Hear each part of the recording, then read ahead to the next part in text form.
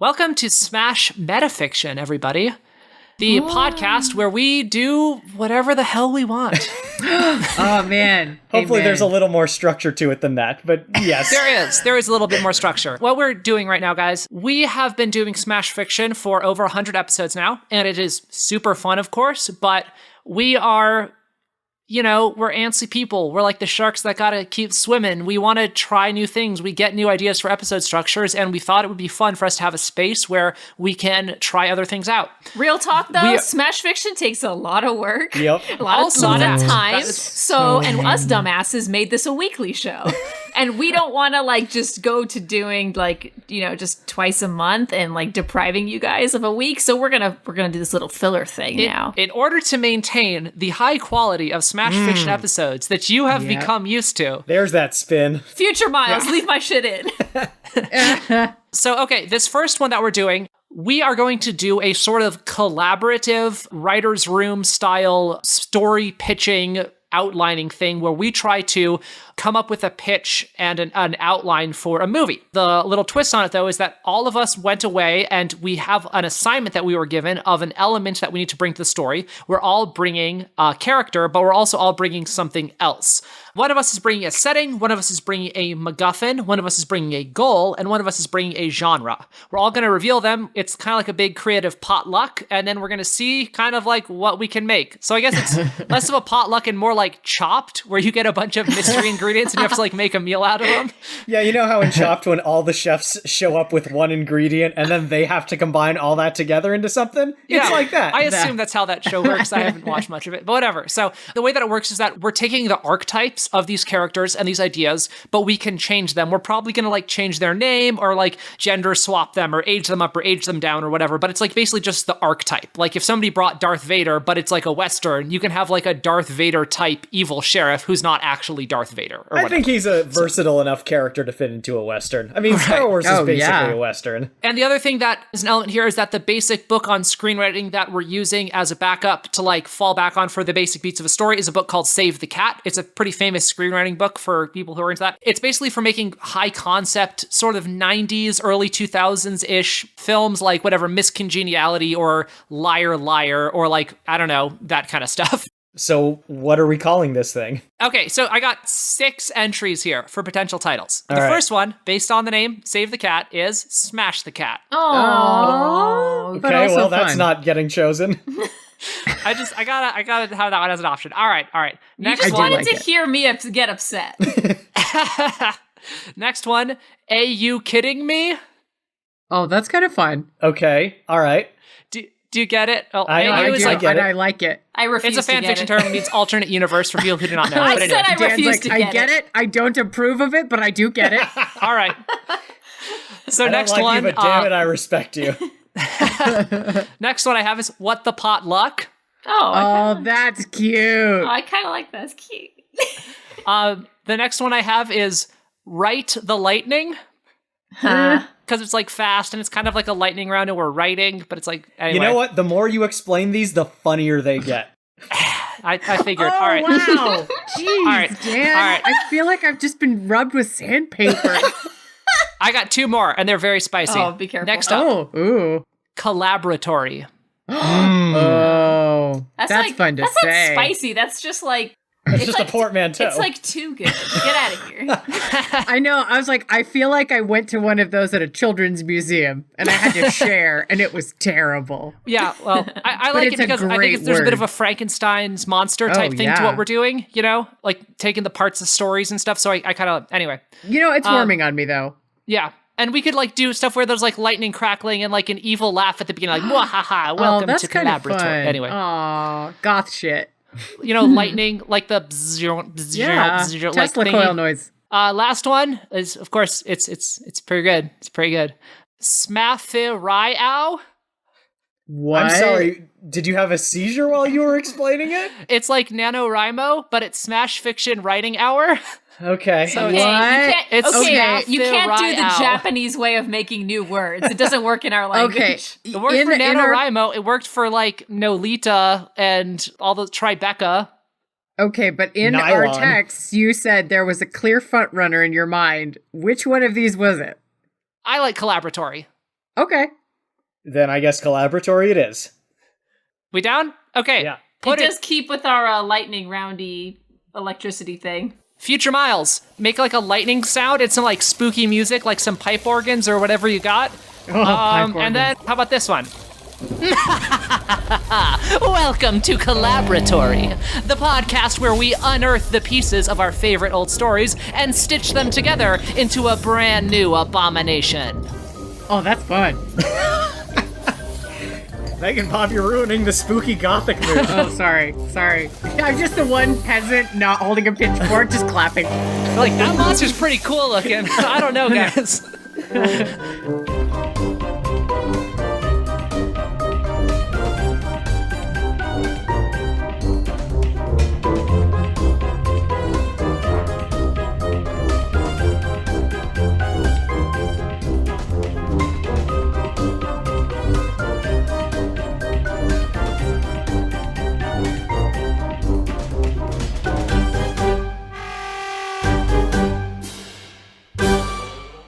So, Claire, what do we do on Collaboratory? On Collaboratory, all of us bring in pieces of our favorite stories, and we have about an hour to see if we can put together a new movie based on the archetypes from stories that we already like. Everyone here has been assigned something, and I believe it is time now for us to like open up our Tupperwares and unwrap the foil and see what everybody brought to the table. Or shall we say, let's go up to the lab and see what's on the slab? Yeah! If you're gonna still use potluck language, like maybe you shouldn't use this name. No, I want to see who brought an eye. You can bring your dead bodies in Tupperwares and Yeah. It's how you keep them fresh. You know, you got me. So who wants to go first? Why don't we each go around and introduce our characters, and then we can go around again and introduce our story elements. Oh, that's Sure, nice. sounds good. Bob, who do you have?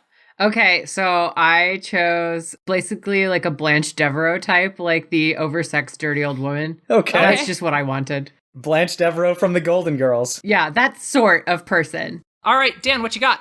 I have brought to the table Joey Tribbiani from Friends. Whoa! What do you like about him as an archetype? What do you want to like bring? Well, from first him? of all, it's going to be actual literal Joey Tribbiani, regardless of the setting or genre. I wanted to bring a Friends character, and I think Joey is maybe the hardest one to create storylines in which he has dignity. And I either want to figure out a way to tell a dignified story about Joey, or just use him as hilarious background fluff. Right. Okay, Kit, what you got? Motherfucking Godzilla, duh. We have Godzilla. All right. That's gonna I don't know why cause some... we asked. All right, great. Of course. What is it you like about Godzilla as an archetype? He's motherfucking Godzilla. What does archetype mean?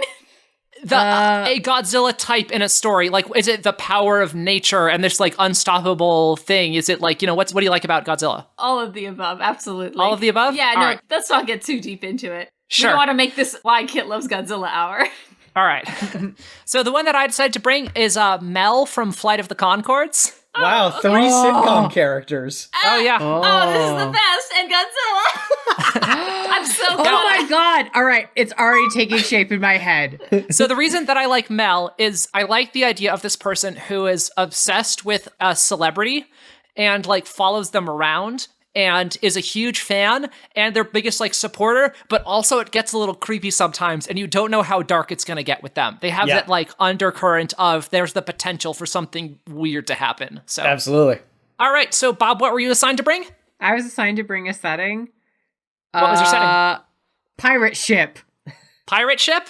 That's what I wrote down the first time. I do have other things. That's not how it works. Pirate ship it is.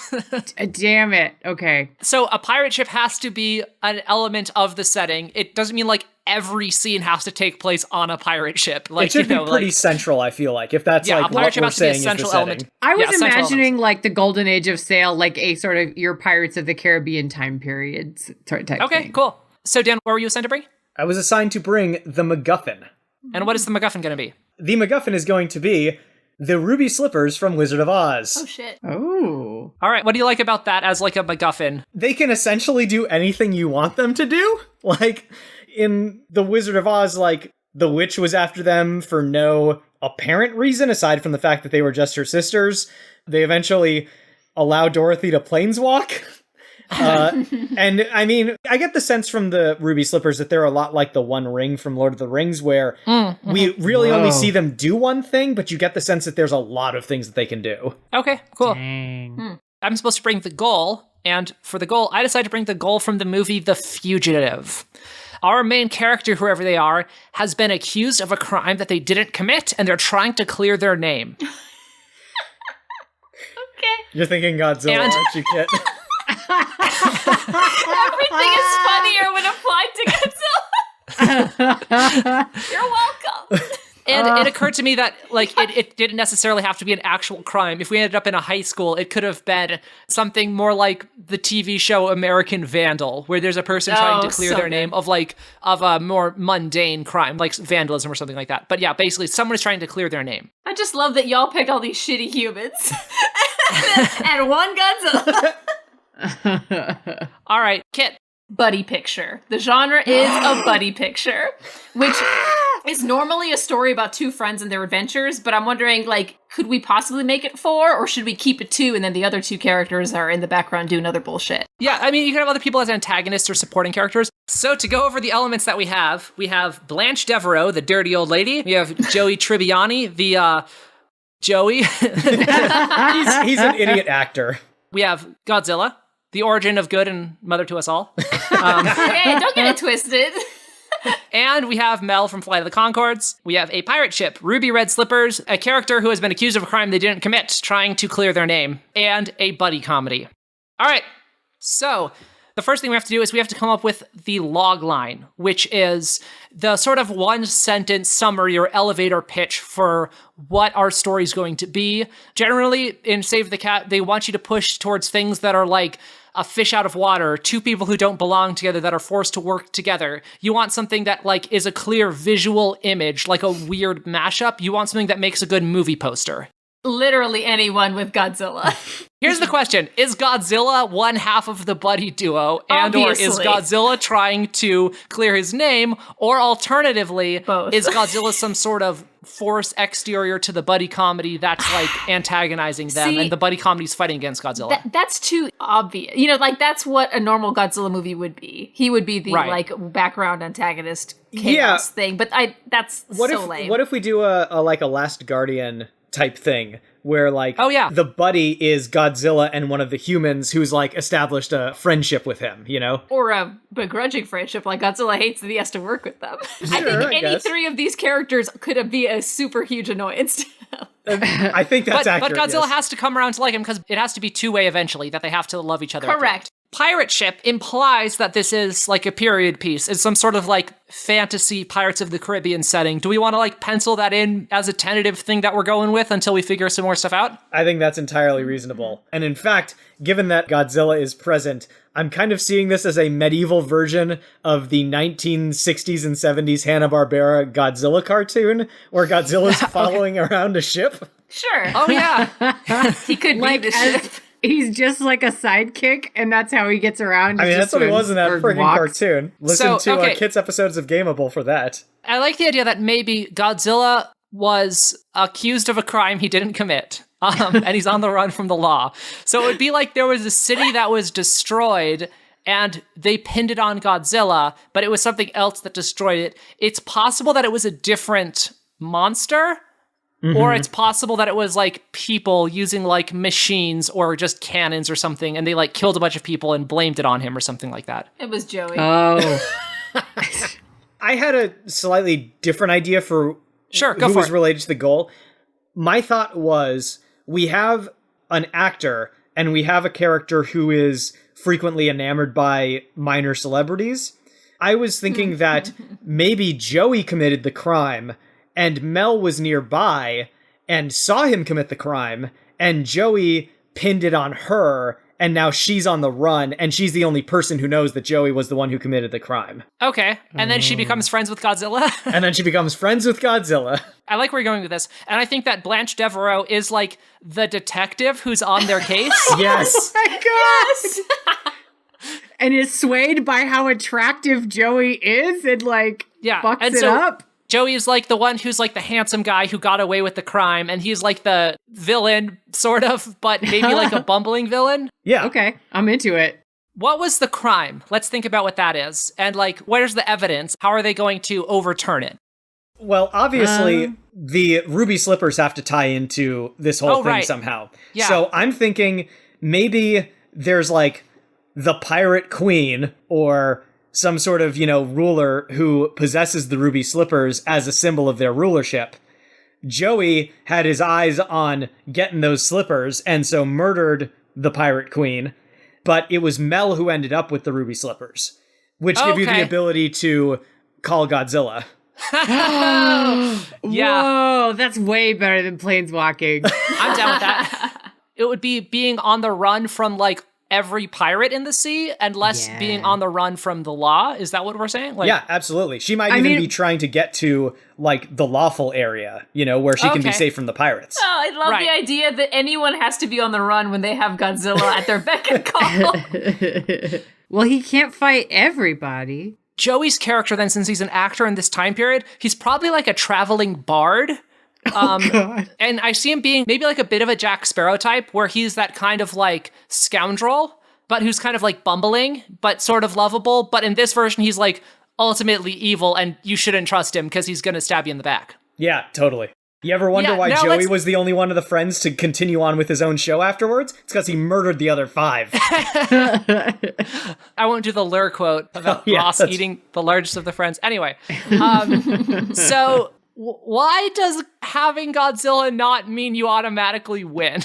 Well, it could be that Godzilla is powerful but not invulnerable. Maybe he can take on like a few pirate ships, but not the entire pirate armada, which is being sent after Mel. It could be that, like, there's some special weapon that they have that can be used against Godzilla, which can actually hurt him. Well, and let us remember that this is the past, and so perhaps he is only a small Godzilla because there's no nuclear power yet. Like, he's only, 3 humans tall. He's a Godzillasaurus. It's also possible that maybe Mel doesn't want to fight back against the pirates, and Godzilla's impulse is to destroy them, but Mel is still sweet and a pirate and knows that they're just being manipulated and doesn't want to kill them. So would rather lead Godzilla into running as opposed to taking them on directly. I think it would be cool if the pirate queen has these magic slippers that let her summon this big monster, and because of that she will attack ships with it, she'll attack towns with it, and that kind of thing. Mel ends up getting it, and then she discovers that the creature itself is actually sort of peaceful, and it doesn't necessarily like fighting, and she wants to kind of bring it somewhere safe, and it would be more that she wants to avoid violence, and it's a little bit like the Iron Giant in that way. Oh my god, she has to keep the slippers so she can keep him safe. Yeah, she doesn't want to make him destroy cities anymore, and she's trying to find a safe place for him. Yeah. What was Mel's deal before she became on this? Because she was a fan of this bard. Was she just living in a town? What was her No, because she was a pirate as well. Was she a pirate on the Pirate Queen's ship? Yeah. Otherwise, how would she see the crime? The cabin girl. I don't necessarily like her being a pirate because I think she should be new to being out on the ocean, and she should be new to having pirates chasing her. It should be she's like a normie. In Flight of the Conchords, Mel is a professor, I believe. So we can make her a professor. School teacher? Yeah, a school teacher. I like that. Sure. Maybe she's heard tell of this one performer who's off in another area of the ocean that she could never get to because she never had the means because she didn't have a ship. And so now that she rides around on Godzilla, that's where she's trying to go to. Yeah, it could be someone else that she idolizes, and then when she reaches them, they let her down too because that's the whole theme of the thing, you know what I mean? And then she's oh, I can't trust anybody. Except you, Godzilla. Can't Interesting. Trust shitty humans. I think that we're good on this for now. So I guess the log line would be a school teacher witnesses the pirate queen getting murdered, but when he gets caught, he gives her the slippers. And so she's out on the run from the pirates. And while out on the run, she discovers that they have the ability to summon Godzilla. And over the course of her time out there, she forms a friendship with this strange creature and is struggling to find a home for him and a home for herself. There you go. Nice. All right. Now the next phase is we have to go through the beat sheet, which is a list of all the basic turns that most movies take. Blake Snyder in the book Save the Cat lists 15. For the purposes of time here, I've brought that down to 12. So I'm going to run through them real quick, but I won't get into big explanation right now. We'll explain them when we get to them. So first we have the opening image, then theme stated, then catalyst, then break into act 2, B story, fun and games, midpoint, bad guys close in, all is lost, break into act 3, finale, and closing image. Those are the 12 steps. So first one is the opening image. So when we open on our character, what's their life situation like? It should be something relatively stable and consistent that they've been in for a while, but there's also something that needs fixing in their life. They want something more in life. They need to learn some sort of lesson. Like, what's their situation before the thing comes in that changes everything? Well, clearly, Mel, as a teacher, is bored with her teacher life. That's why she's so interested in bards and such, because their life is so romantic. And they bring all these great stories. Right, yes. So she's like a little bit like Belle. Yeah, I suppose so. I would imagine like a worse Belle. The kids are trying to learn something, and she's just like doodling a kind of not great version of the last bard that she saw. It's like Belle, but it would be, instead of reading books, she would read like shitty tabloids. Yeah, that's like tabloid Belle. All right. That's pretty great. The shittiest Belle. Yeah. I mean, her name rhymes. Like, Trash Belle. This is kind of a weird take on Beauty and the Beast, I have to say. It is, yeah. Maybe this is because we got Shape of Water on the brain after having seen that. Don't even try that with Godzilla. Cochina. Godzilla don't play that? No. We don't want you shitty humans. He just wants to play basketball. You know he in it with Mothra. Just gonna say. Yeah, no, obviously. I looked at the fan art. That's exactly what it is. Oh, Jesus. So the next bit is theme stated. So this is like a kind of a corny thing, but movies do it and it's pretty great. Early on in the movie, someone offhandedly will make a statement about what like the theme is of what the main character needs to learn by the end of it. Either they'll say exactly what they need to hear, or they'll say exactly the opposite of it, but like in a way that, oh, we're going to learn that they're wrong by the end of it. You know what I mean? If we're doing Joey Tribbiani and Godzilla as like foils to one another, dramatically speaking, where they represent like opposite values, it would be Joey Tribbiani is the beautiful guy who you can't trust, but like Godzilla is ugly, but has like the pure motives and is like a gentle giant or whatever. I mean, he's not, but he's better than Joey. But yeah, so, I'm down with that. So like maybe it's something about like what things look like versus how they actually are. Yes. You know? And it's usually, and a character says that, right? Basically comes up right. So I like the idea of her bumping into Joey and being like, oh my God. And him offhandedly saying something like that as a way of like trying to get away. Just being like, oh, you know, people aren't. I gotta go. If it's him though, he would state the exact opposite. She'll say something like, "Oh, how'd you get so successful?" You know, and he's like, "Oh, you flash people a pretty smile, and that's all they care about. You learn how to dance, and you have good hair, and you can get through life fine, and that's what really matters." You know, like it don't matter what all your book learning like, and if she bumps into him early on, then that also sets up, you know, her running into him later on for the slippers. Right? Yeah. Oh, the other thing that's very important in Act 1, she has to save a cat because it's called Save the Cat. Which means, like, she does a thing and you're like, oh, this is a good person. We know we like them. I kind of like the idea of her interacting with an animal that is like a Godzilla analog, like a lizard or something. An iguana, like a marine iguana is hanging out nearby. And he's like stuck on a rock. He got hit by a particularly rough wave. And she like actually goes out there for some stupid reason. Or like a kid's poking it.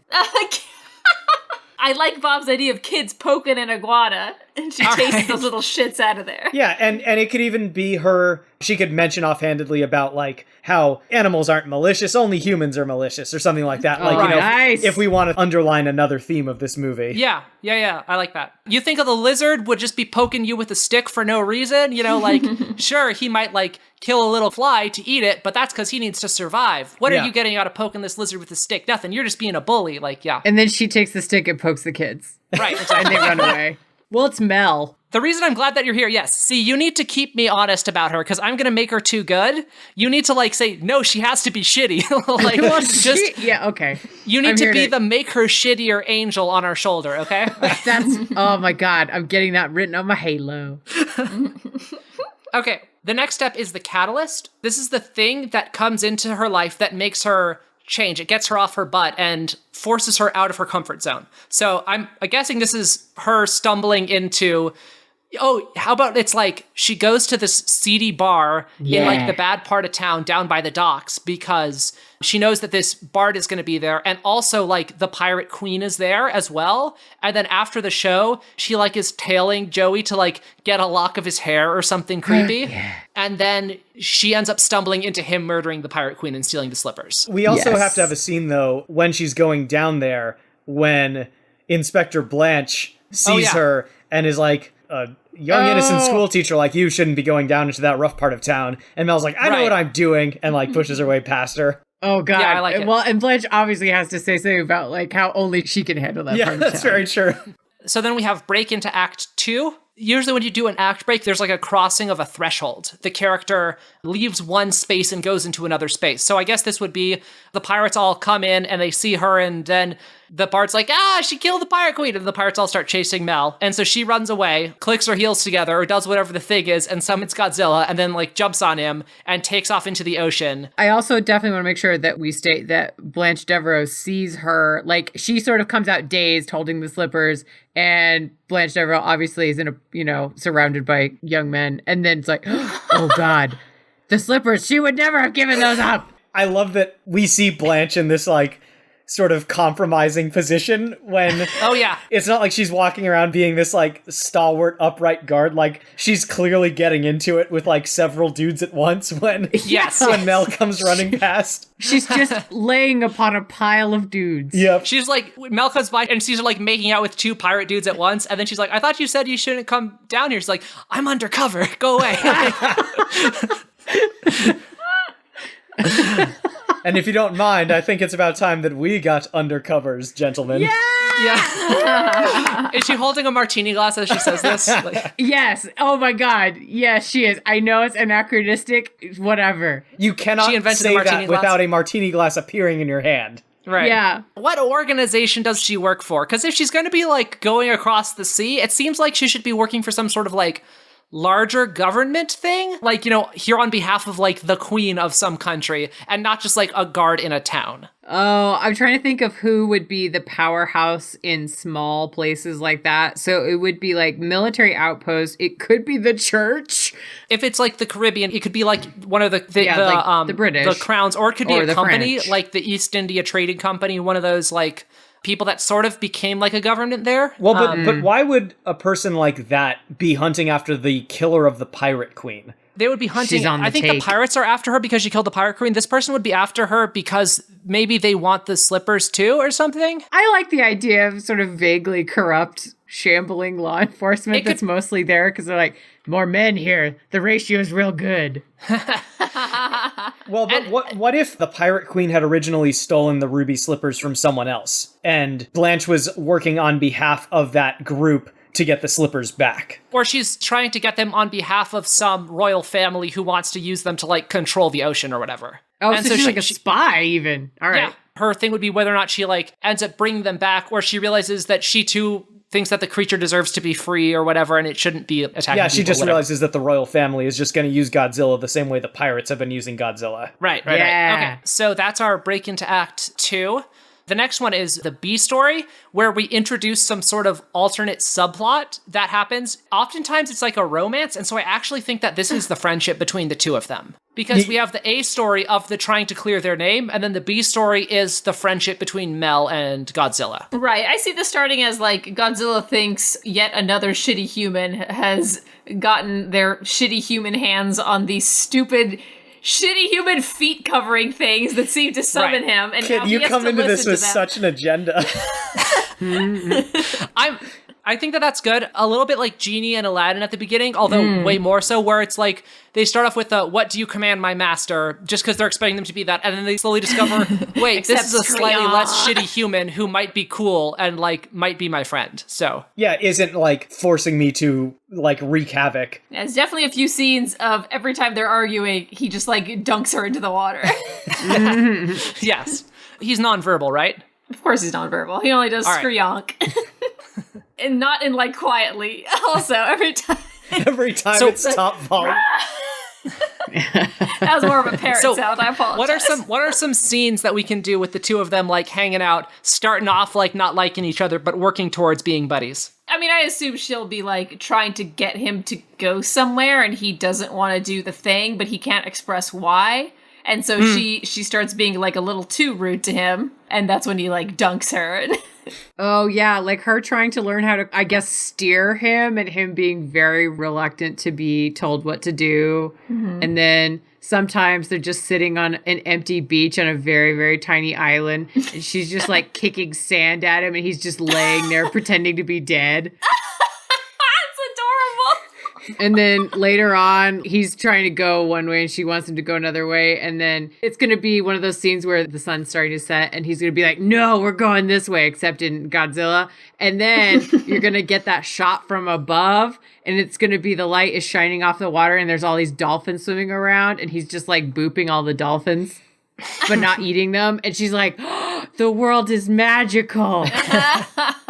So the next one that we are at number 6 on our list, is Fun and Games. This is the sort of core part of the story. Remember I said, like, there's the image on the movie poster? The Fun and Games section is the part where we get to see that movie poster. This is where, like, the premise is happening and it's firing on all cylinders, and we get to do all of the fun things that our premise lets us do before it starts getting really serious and moving towards the finale. So this is where, like, most of the trailer parts come from in old trailer movies. Like in Die Hard, this is Bruce Willis running around and punching terrorists. You know, like whatever the thing is in the movie, this is them doing it. So what are the things in the movie? We had the romance, so we got into this a little bit as well. But like, what are some of the like the A story things that are going to be happening in this section? Well, so I think it's largely Mel and Godzilla alternatively evading or fighting pirates and these like agents of the crown led by Blanche. Yeah. I think that Joey, being the kind of like slimy, charismatic opportunist that he is,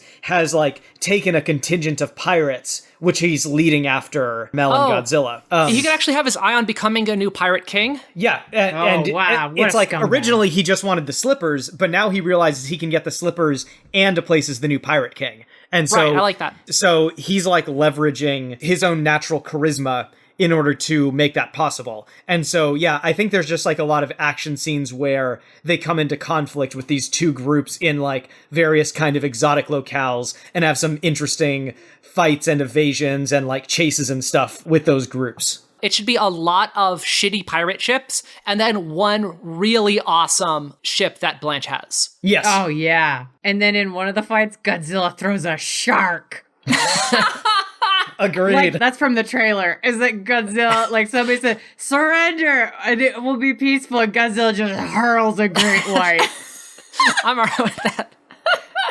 You know, it could be interesting if there's one part where earlier on when Mel and Godzilla are kind of first exploring each other and like learning to trust each other, when they encounter like a giant sea monster, you know, like a big squid or something. And then like later on when they're being overwhelmed by enemy forces, they like lead them into the squid and then are able to escape, you know, so there's like a big action sequence with like a giant squid fighting some pirates. Yeah, I'm down with that. The other thing that I think would be really interesting is since we're doing the fugitive thing a little bit, I think there's always just a bit in the people on the run scene where they like arrive at a town and they have to like steal clothes and like steal food and stuff like that. And I like the idea that Mel's like sneaking around the town and like Godzilla's like behind some bushes or whatever, like and she's like some taking massive trees. Yeah, and she's like taking pies off of windowsills and like clothing off of clotheslines and all that kind of stuff. Oh yeah, absolutely. And then what kind of outfit? Because we see arms and like hands grab the stuff, but we don't see until the end what she looks like. It's probably pretty bad. It's like maybe she would dress kind of like a bard, like in like an over the top colorful thing, because like she can now have her dream of like seeing the world, you know. Yeah, it's like motley. She looks a lot like that picture she was drawing of the bard at the very beginning. Oh, yeah, a big floppy hat and like all that kind of stuff. The big fold over boots. Yeah. Oh, yeah. Does she steal a sword and stuff, too? Maybe. Or, like, whatever kind of gun. They had, like, a single-shot pistol back then. Let me pitch something to you guys. Maybe they're heading for this island with that intent of Mel's like, all right, we got to find a town so that I can get some food and some new clothes and stuff. But the place that they land at is this wrecked village. And she eventually comes to realize that this is one of the places that the pirates turned Godzilla loose on. And she, like, gets from Godzilla that he's really remorseful for what he was forced into doing. And so she still is able to, like, collect that stuff. But, you know, we get this sense of what Godzilla has been made to do and the difference between, like, what Mel's intentions with him are. Right, I like that a lot. Nice. Yeah, that's really good.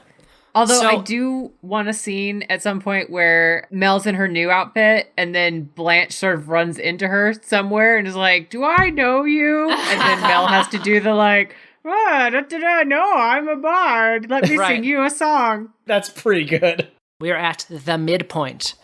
Now, the midpoint is a big tonal shift, usually, in Act 2. There is some sort of victory that the characters achieve, and they think they've beaten it, basically. They're like, oh yeah, cool, we're doing it. Things are about to start getting really bad, but this is where they achieve, like, a false victory of some kind, and we think that they've solved the problem, because then the next step, spoiler alert, is called Bad Guys Close In, and that's when things start to get bad.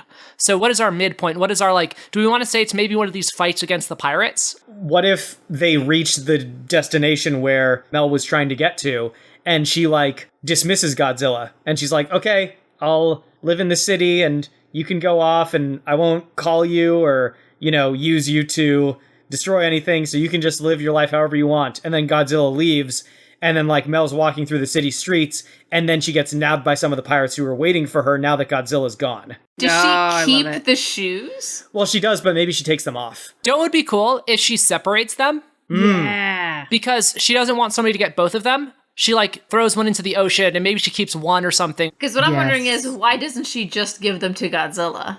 I don't know. That's a good question. Maybe she doesn't want to completely. Maybe it's a little bit of an Aladdin moment where he changes his mind about, like, giving genies freedom, you know? Because she hasn't learned the lesson yet. So it would be cool if it's like, she gets to the place and she's like, okay, this is the wilderness where we were going to take you, and you can go live there. And Godzilla's like, cool. And Siegel's like, I'm going to eat the shoes. And she's like, but what if those pirates come? What if I need to call you? What if something bad happens? You know, Right. He just gives her that look like, oh, you're just another shitty human. And he goes back into the water. Don't worry, I'll keep him under my bed in a box. I won't tell anybody about him. And the thing is, I feel like she can't say it as a, but what if the pirates come thing? Because, like, the pirates do come, and we want to, like, underline the fact that this was the wrong decision for her to make. So maybe she keeps them because she wants that story. You know, it's like, it's the one time in her life she's ever felt like she was a part of something grand. She wants the memento. It's the attachment to celebrity still? Yes, Nice. exactly. Like, it was the one time in her life she felt important. And so she refuses to give them to Godzilla and truly set him free. And therefore, the pirates are later able to get the shoes and use them against her. Do we want to say there's some way that they can be destroyed Mount Doom style, and that's what we're going to do at the end? Actually, I think Kit nailed it. I think Godzilla needs to eat them, but he has to be given them. He cannot take them. Like, he can't take them. He has to be given... They have to be given to him commanded freely. to eat them, right? Yes, that's like the last command you can ever give him, is eat the slippers. Eat the shoes. That's my fetish. Godzilla, eat my shoes.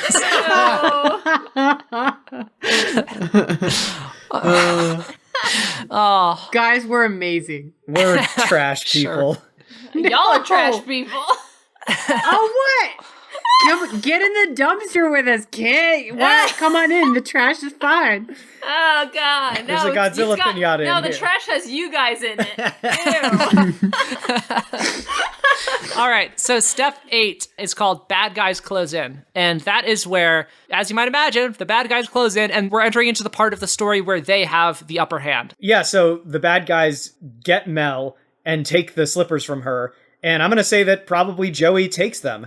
And maybe he sees this city that Mel was trying to escape to, and he says, oh, this is what you had me chasing all over the ocean to try to catch you for? Well, guess what? And then he summons Godzilla to destroy the city. Oh, what a piece of shit. I hate And then, because then the pirates are going to, like, raid it and stuff like that, right? Yeah. And now the next step, which is step 9, is called All is Lost. This is the moment where the hero is all sad and alone and, like, looking up at the sky and, like, where did things go wrong? What is our All is Lost moment? Oh, man. I guess Mel would probably be like in a brig of a pirate ship, you know? Yeah, Oh, I think so. yeah. Just like staring out the barred window as Godzilla begins to destroy the town. Or alternatively, because we want to get Blanche in this, it could be that they take the slippers from her and kind of like maybe leave her for dead, but don't actually kill her. Or some pirates are like taking her away to like execute her, and Blanche shows up and like kills the pirates and then throws Mel in the brig of her ship. The slippers get taken away from her, and a group of pirates are bringing her off to execute her, but then Blanche comes in then. Blanche kills half the pirates and seduces the other half. That's right. And then whenever Mel's staring at her open mouth with the one she's killed, she's like, honey, they weren't my type. And then just pushes a body into the ocean. Sounds Bob, good. you need to play this version of Blanche in League sometime. Killer Blanche Devereaux. Agent of the Crown, spy master, you know. Oh. All right. Next up, we have the break into Act 3, and this is going to be like the crossing of some sort of other threshold. And so I think what this one has to be is probably like Blanche and Mel reconciling and deciding to work together against the pirates, right? Yeah. In order then to they, like, stop launch an Joey's attack. reign of terror with the Definitely. ruby slippers. Right. So, It sounds so dumb when you say it that way. Joey crammed his big old feet into these ladies. Yeah, they're magic shoes. Yeah. No, I like to think Maybe he's wearing them on his hands. I like to think he's Oh, no, very I- uncomfortable. He has to I be very definitely want, I'm with Kit. They have to be punishingly tight and stupid looking on him. It could be a thing where, like, if they don't fit right on you, Godzilla doesn't really listen to you that well. Like, Oh, like a kind of Cinderella thing? Like if they Yeah. don't fit right, they don't fit right. That's perfect because that would give, I think, a small opening that the heroes need. Yeah. Like, So, like Joey's constantly struggling to get them on right. Godzilla's a And bit he, of like- a Charizard right now. right. All right, so now we have the finale, which is going to be the final showdown between the protagonist and the antagonist, you know. I imagine it's going to be Blanche and Mel, more or less by themselves, probably, but they can have her ship and, like, maybe she has a crew of a few people, you know, fighting against Joey and the pirate army, and he has command over Godzilla, even though, like, the shoes are occasionally slipping off his feet a little bit. Yeah. Yes. So what's some stuff that's going to happen in this final thing? The crew of Blanche Devereaux's ship is obviously going to be nothing but super cut shirtless dudes in flowy pants and like those oversized boots. And one of them sees Joey and the Godzilla coming for them and it's just like, I have to protect Blanche. It just like throws himself in the way trying to protect her. And it obviously doesn't work, but... This is, live a this is rich all life. very good. She loses her favorite fuckboy. I know! To She Godzilla. sheds a single tear. Oh, boy. Of all of my lovers, he was probably the best. He was in the top, like, 3 or 4. Yeah, exactly. And then, like, some of the others around her look kind of hopeful. Oh, Gustav's abs. I will miss you the most.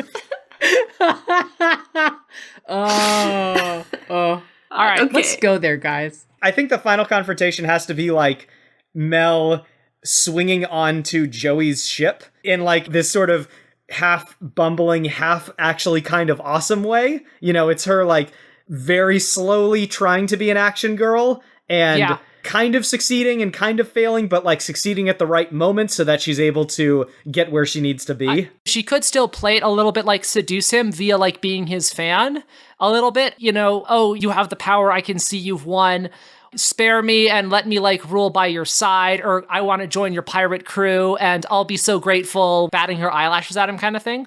And then she like, you know, punches him in the dick and steals the shoes or whatever.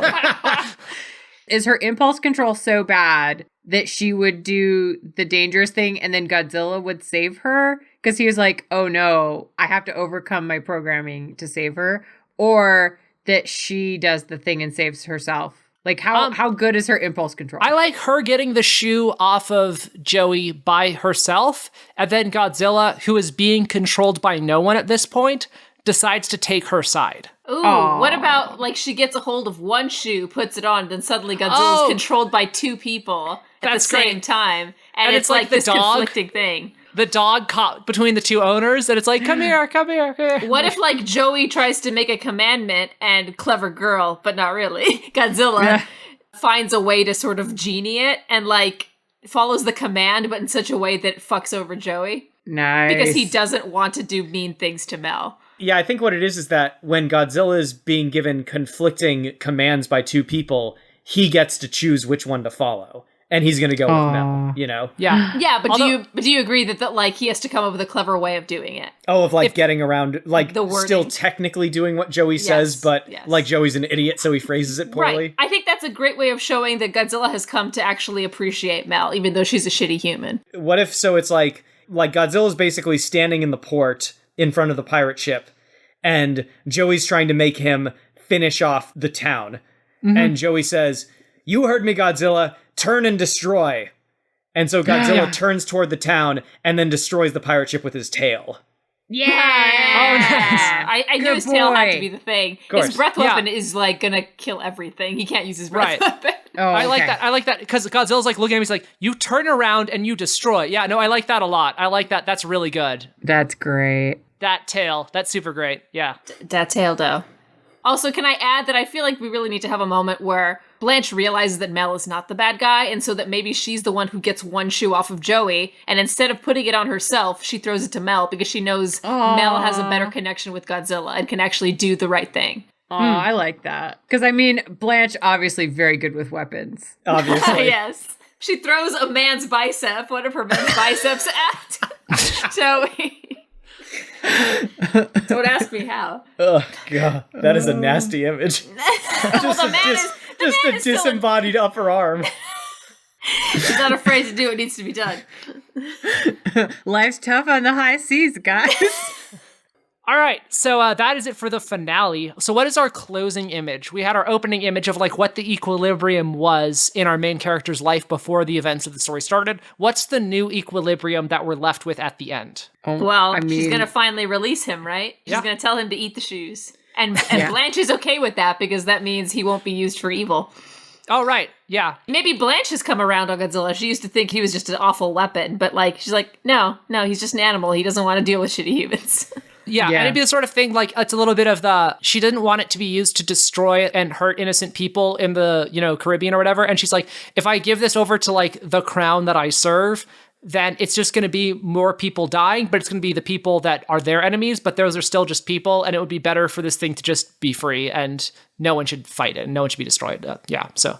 And then Mel rides off on Godzilla in search of further adventure, and then we cut... And we see that this is like a story being told to a group of children who then run off to school. And we see that one little girl, while she's sitting at her desk, is doodling a picture of Mel on Godzilla.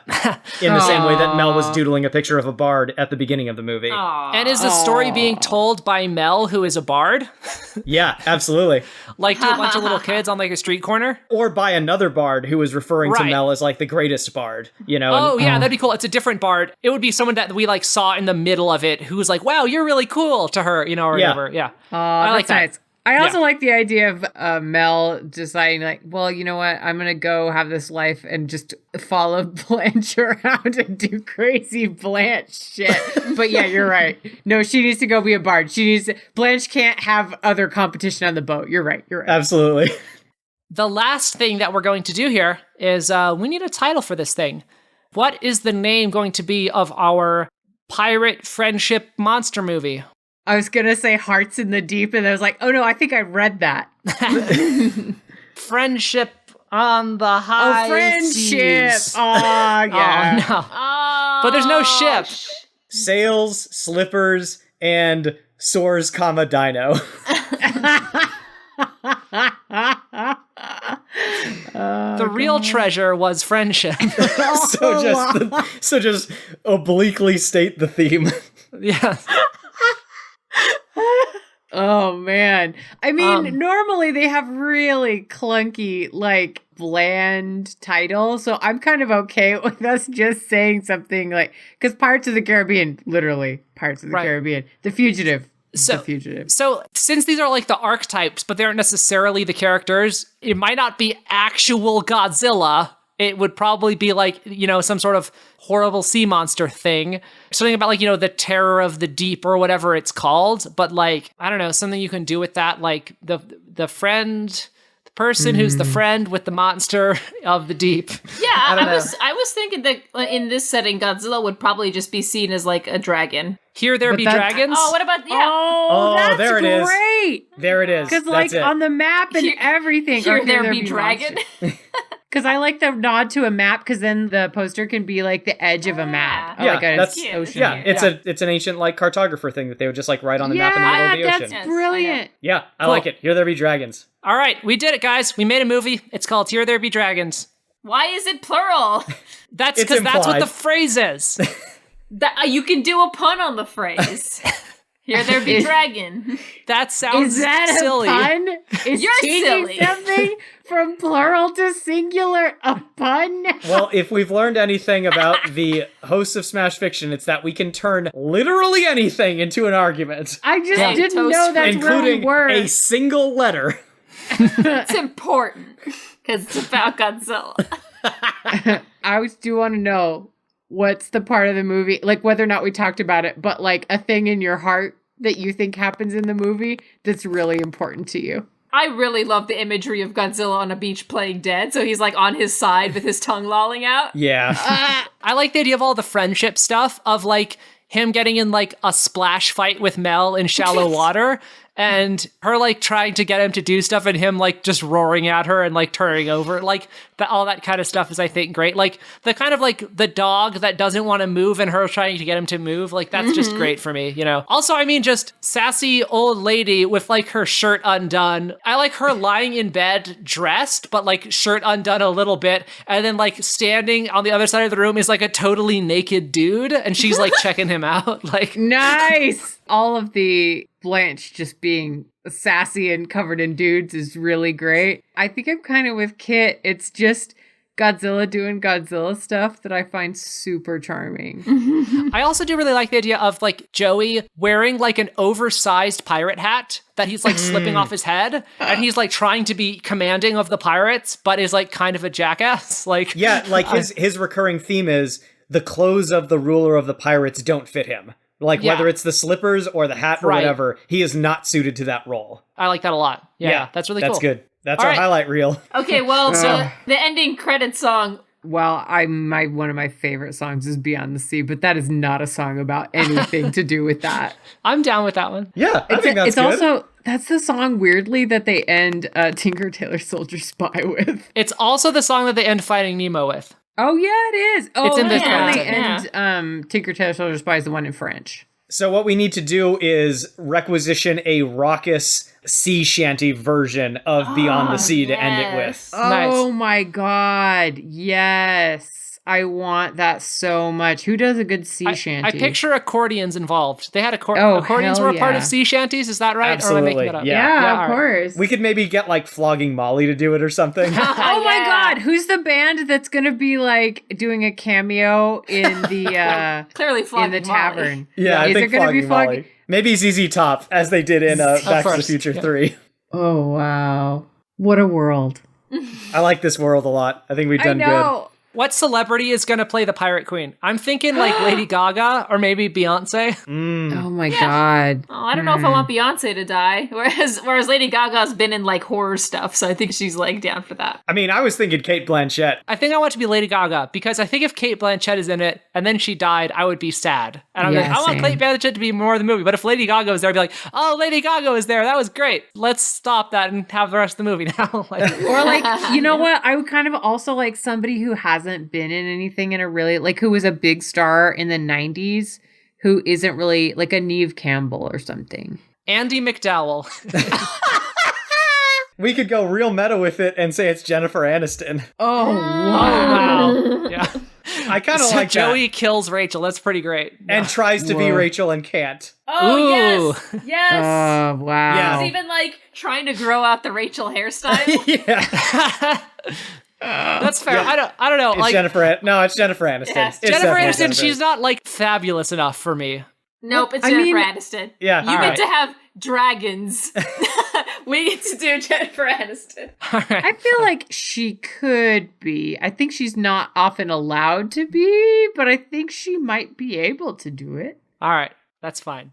In my heart, it's Andy McDowell, but that's fine. So yeah, this was a weird experiment thing that we did. Let us know what you guys think of this episode of Collaboratory in particular. If you have other ideas for things that we could include in the story, if there were little bits that we missed, like cool scenes or cool things that we could have done, cool directions we could have gone, let us know. Also, Smash Metafiction is just kind of a place where we can have fun little experiments like this. So, we have a lot of ideas for it, but if you guys have anything that you think would be fun for us to do, shoot it over to us. We'll at least take a look at it and consider it. And honestly, if we do another Collaboratory at some point, if you want to suggest a character or a plot that you think would be fun to include in Collaboratory, Please you can do. throw it out there and one of us might use it at some point. Hopefully we don't all pick that one, but there's no harm in throwing one out there. It might spark something, so. Absolutely. If any of you wants to send me a photo manipulation of Godzilla throwing a shark, I'd really appreciate it. Thank you very much for listening to this episode of Smash Metafiction. Next week, we're going back to a regular episode of Smash Fiction. This week's match is going to be The Phantom of the Opera versus Sweeney Todd.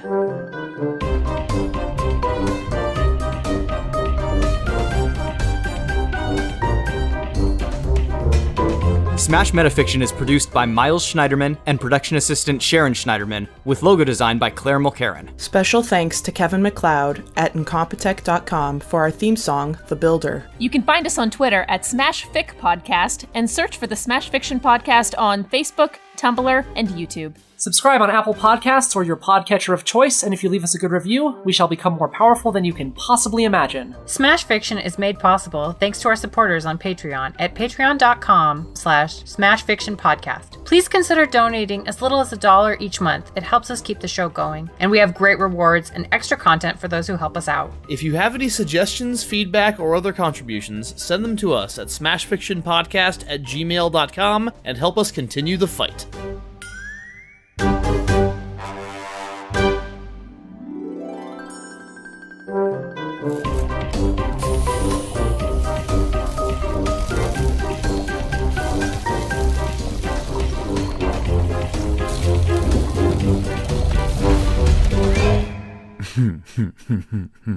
You haven't even heard me on this stupid show yet.